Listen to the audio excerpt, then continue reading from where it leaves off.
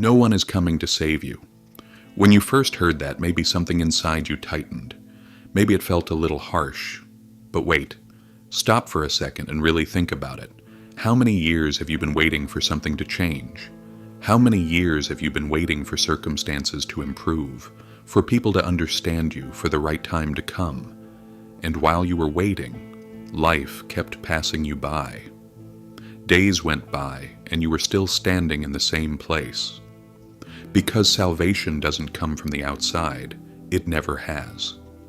The only person who can save you is the version of yourself that's truly fed up with your current situation.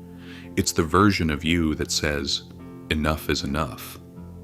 And that version doesn't magically appear one day. It's born the moment you look in the mirror one morning and quietly make a decision, without anyone clapping, without anyone noticing, just you and that decision. Today, my friend, we're going to talk about that decision together. But first, I need to ask you this. If you truly want to focus, if you truly want to turn inward, why does it feel so hard? Why do you start over every day only to end up right back where you started? Why do you feel that strong sense of resolve on Sunday evenings, only for everything to return to the way it was by Monday afternoon? The answer isn't a lack of willpower. The answer isn't a lack of motivation. The answer lies much deeper. And today, we're going to dig all the way down to it. Think about this. You open your eyes in the morning. You're not fully awake yet. You haven't even seen the daylight. But your hand immediately reaches for your phone. Notifications, messages, someone's vacation photos, someone's angry comment, someone's boastful success post. And before you've even started your day, before you've even heard your own voice, you've already surrendered your mind to the world of others. So where are you in that crowd? Most of the time, you're lost, my friend. You're becoming a little more lost every single day. And this loss happens so slowly that you don't even notice it. Just like a stone slowly sinking to the bottom of the water. No one sinks all at once. But one day, you look up and realize you're already very deep. And the scariest part is this. Even while you're sinking, the sounds, images, and endless notifications surrounding you keep your mind so occupied that you don't even realize what's happening. It doesn't feel like rock bottom because your surroundings are always filled with noise. That's where the real danger lies, my friend. Now you need to understand how your mind works. And in this video, I'm going to help you do that. Because you can't solve a problem without first seeing it. You can't win without knowing what you're up against, my friend. Think of your mind as outer space, infinite, vast, filled with countless planets and stars. These planets are everything you think about. The future, the past, fears, dreams, people, decisions, desires, regrets. And you have a spaceship. This is your awareness. It goes wherever you direct it. When your mother's voice appears in your mind, the spacecraft goes there. When you think about the future, it goes there. When you get stuck in an old memory, it goes there. That's what focus is, my friend. Directed awareness. Steering your spacecraft toward the planet of your choice. But distraction begins when your surroundings take control of that spacecraft. Your phone pulls it in one direction. A notification takes you somewhere else. Someone's comment pulls you somewhere completely different. A news story transports you to an entirely different world. And suddenly you're not fully present on any planet. You're everywhere and nowhere at the same time. Your mind is constantly moving, but never truly arriving anywhere. There's one very important thing you need to understand here. Focus is a limited resource. You only have a certain amount of focus each day, and that resource gradually gets depleted. The more decisions you make, the more you think, the more things you focus on, the faster it drains. The part of your brain called the prefrontal cortex manages this process, and this region gets tired. It starts the day full of energy, but slowly depletes throughout the day. That's why successful people always say to tackle the most important task first thing in the morning. Because even replying to an unnecessary email Getting into a small argument at home or spending 10 minutes on social media steals from this resource. By the time you finally sit down to do your important work, the tank may already be empty. But that's not the real issue. The real issue is what you spend that limited resource on. And most people never stop to question this. Now you need to understand something else too, my friend. Why can't we truly focus anymore? When did we lose the ability to focus? When most people struggle to focus, they blame themselves. They say, "I'm so scattered. I have no willpower," they say. "I lack discipline," they say. But the problem isn't your character. The problem is structural. And this structural problem has three main causes. Come on, my friend. Let's take a closer look at what those three causes are. First, the inability to prioritize. Your to-do list is overflowing, but you don't know which tasks actually matter most. Everything feels urgent, yet nothing is truly a priority. You wake up in the morning wanting to do 10 different things, but you don't know where to start. And in the end, you do none of them. Or you do the easiest one and convince yourself you've been productive. This uncertainty paralyzes your mind, and over time, inaction turns into a habit. Second, the accumulation of small failures. One day your routine gets disrupted. You skip your workout. Your sleep schedule falls apart. You don't do what you plan to do. And at that moment, your brain quietly makes a decision. I can't do this. This decision is never spoken out loud, but it slowly begins to poison every action you take. Days go by, and that feeling grows stronger. A week later, even while walking past the gym, a voice inside you whispers, "You're not really going anyway." And you start acting accordingly, because the brain loves to justify what it already believes. Third is the cycle of escape. Tasks pile up, everything starts to feel overwhelming, and your brain immediately looks for the easiest escape route. Netflix, your phone, social media. Sometimes you even clean the entire house just to avoid studying. You're moving, you feel busy, but deep down you know you're not making progress. Because you're not making progress, you're just escaping. And every time you escape, it becomes a little easier and lasts a little longer. Now add this to the equation. Modern people are suffering from mental obesity. Far more information, far more noise, and far more images than your brain can process are pouring into your mind every second. Morning news, evening debates, short videos throughout the day, breaking news, someone's crisis, someone's success, someone's anger. It all reaches you. And each one carves out a small space in your mind. This overload has stopped being information.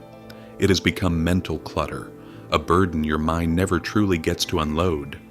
And while floating in that clutter, you think you're functioning normally. But something inside you is slowly weakening. Your concentration is fading. Your patience is shrinking. Deep thinking is becoming more difficult.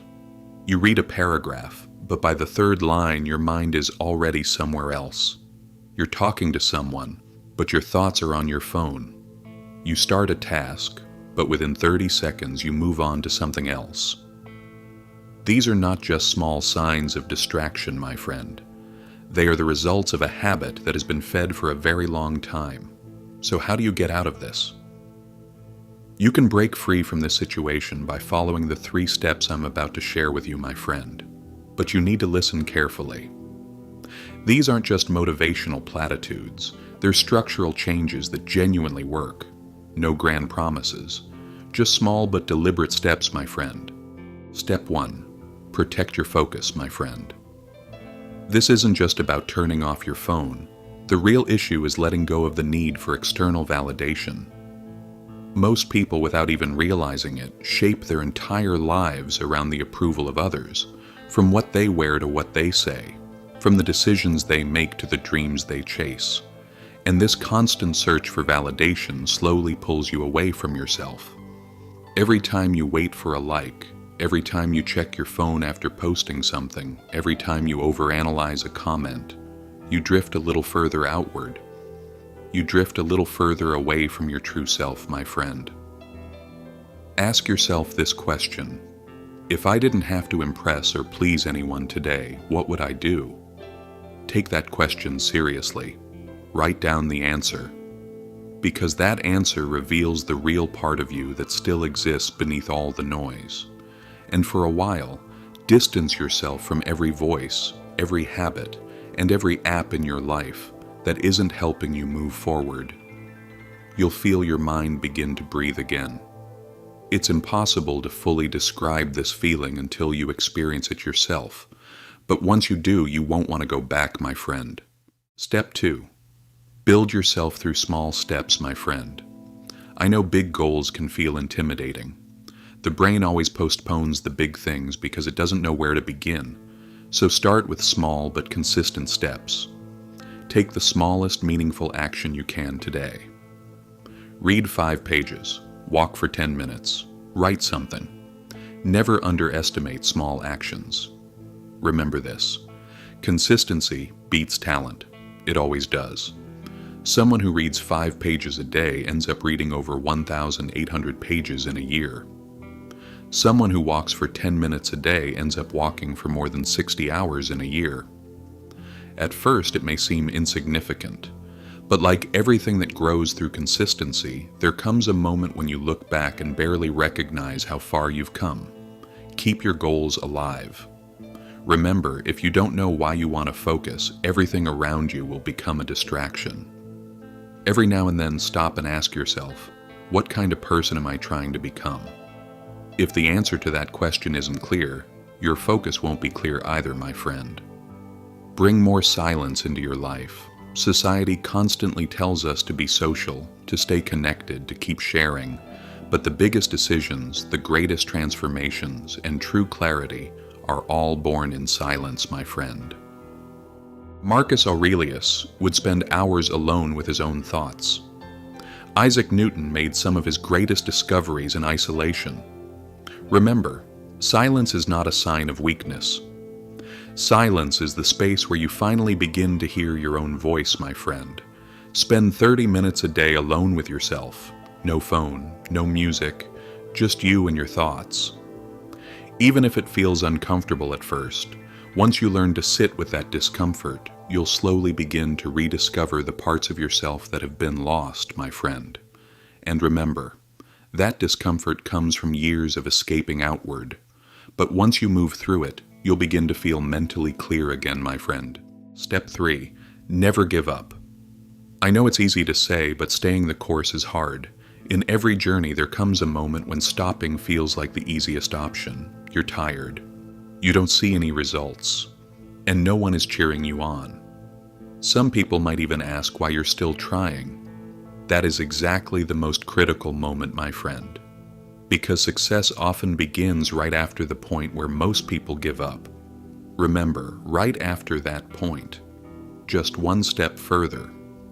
But most people don't take that step because moving forward without seeing the result feels uncertain. You will fall, my friend, that much is certain. But remember, falling is not failure. The real failure is staying down after you fall. Choosing to get back up every time is what builds your character. Remember this. Character is the sum of the small decisions you make in difficult moments. Now, how will you apply what I've said today, my friend? First, turn off your notifications for 1 hour tonight. Put your phone on silent. During that hour, do something just for yourself. Read, walk, write. Return to an old hobby. Just focus on yourself. Just 1 hour. Then see how you feel. Take a piece of paper and draw 2 columns. In the first column, write the things that distract me the most in life. In the second, write the things that truly make me happy and move me forward. Just write. Write honestly. And tonight, decide to remove just one thing from the first column from your life. Just one. Not all of them. Just one. Start with a small step, but make sure you start. For example, when you wake up tomorrow morning, don't reach for your phone immediately. First, take 2 minutes to breathe. Think about what you truly want from the day ahead. Make a simple wish for the day, something that would genuinely make you happy. And allow yourself to feel as if it's already coming true. Only after that should you look at your phone. I know those 2 minutes may seem simple, even insignificant, but you can only understand their impact once you actually try it. The rest of your day begins to feel different, because starting the day by hearing your own voice instead of the voices of others creates two completely different mental states. For example, today, while brushing your teeth, don't think about anything else. Just focus on the movement of the brush, the taste of the toothpaste, the sound of the water. Stay fully present in that moment. This is one of the simplest yet most effective exercises for strengthening your ability to stay present. Don't laugh, my friend. It truly works. Because the brain has developed the habit of thinking about one thing while doing another. And this exercise slowly begins to break that habit. A man who can be fully present while brushing his teeth can also be fully present when sitting down to do something important. To clear your mind at the end of each day, write down the 3 most dominant thoughts in your mind. Then ask yourself, do these thoughts truly belong to me? Did they come from outside influences? Do they actually serve me? These 3 simple questions can help you realize that some of the thoughts you've carried for years were never truly yours to begin with. A sentence someone once said to you, a belief you heard long ago that quietly took root inside you, a repeating inner voice that constantly feeds your fears. These things are not truly yours, yet you continue carrying them. And the moment you realize that many of these thoughts were never really yours, the power they hold over you begins to break, my friend. We live in an age of distraction. Focus has become a rare skill, and with each passing year it becomes even rarer and even more valuable. And what is rare often creates the greatest difference. Remember this. Whatever occupies your mind all day eventually shapes who you become. If you constantly dwell on your fears, you'll live as if they're waiting for you at your doorstep. If you focus only on your weaknesses, you'll remain on the ground even when you have the strength to rise. If you keep living in the past, you'll relive it every single day, even though it's already gone. And if you spend your life thinking about other people's lives, you'll slowly waste your own, my friend.